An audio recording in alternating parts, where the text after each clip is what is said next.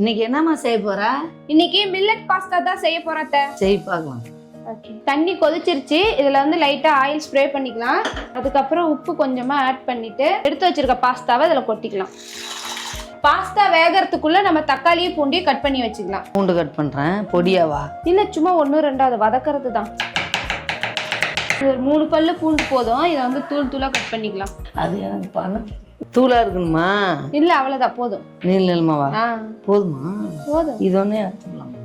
அட 3 தக்காளியுமே அரைக்கணும். 3 தக்காளி இருக்குமா? தக்காளி தான் அதிகமா போடணுமா? கத்தி மொன்னையா இருக்கு. 1-2ஆவே இருங்க, வதக்கிறது தான். இது வணக்கி அரைக்க. இது வந்து இதோட வதக்கிட்டு மிக்சியில போட்டு அரைச்சிக்கணும். இது வந்து லாஸ்டா தாளிக்கிறதுக்காக. லைட்டா எண்ணெய் ஊத்திக்கிறேன். தக்காளி பூண்டி போட்டுட்டு உப்பு லேசா போட்டுக்கிறேன். பாஸ்தா வேகறதுக்குள்ள இதுவும் வணங்கிரும். ஆற வச்சு அரைச்சிக்கலாம். இதுலயே கொஞ்சம் மிளகாத்தூள் போட்டுக்கிறோம். வணங்கிருச்சு, இறக்கி ஆற வச்சுட்டு அரைச்சிக்கலாம். பாஸ்தா வெந்துருச்சு, எடுத்துக்கலாம். பாஸ்தா ரெடி ஆயிடுச்சு. இப்ப நம்ம தக்காளி ஆற வச்சிருந்தோம் இல்லையா, அதை மிக்ஸி ஜார்ல போட்டு அரைச்சிக்கலாம். தக்காளி அரைச்சாச்சு. தாளிப்பூடு அந்த சிம்மில் வச்சு நல்லா பட்டர் கரைஞ்சதையும் தாளிக்கிறேன். பூண்டு போட்டுக்கிறோம். அதுலேயே நல்லா வணக்கி ஒரிகோனா 1/2 ஸ்பூன் போட்டுக்கிறேன். நம்ம அரைச்சி வச்ச தக்காளி இதில் ஊற்றிக்கலாம்.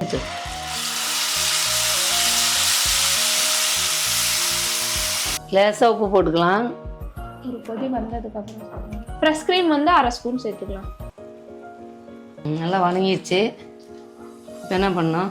பாஸ்தா போட்டுறோம்.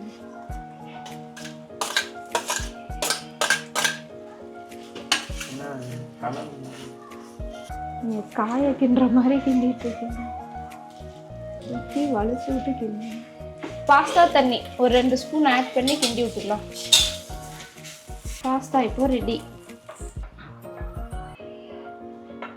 இப்போ வந்து நமக்கு சூப்பரான மில்லட் பாஸ்தா வந்து ரெடி ஆயிடுச்சு. இதுல வந்து சிகப்பரிசி, கம்பு, இந்த மாதிரி நிறைய சிறுதானியம் வந்து கலந்துருக்காங்க. ஸோ அது வந்து உடம்புக்கு ரொம்பவே ஹெல்தி. குழந்தைங்களுக்கு கொடுக்க நான் கொடுத்துட்டேன். நீங்க டேஸ்ட் பண்ணி மட்டும் சொல்லுங்க.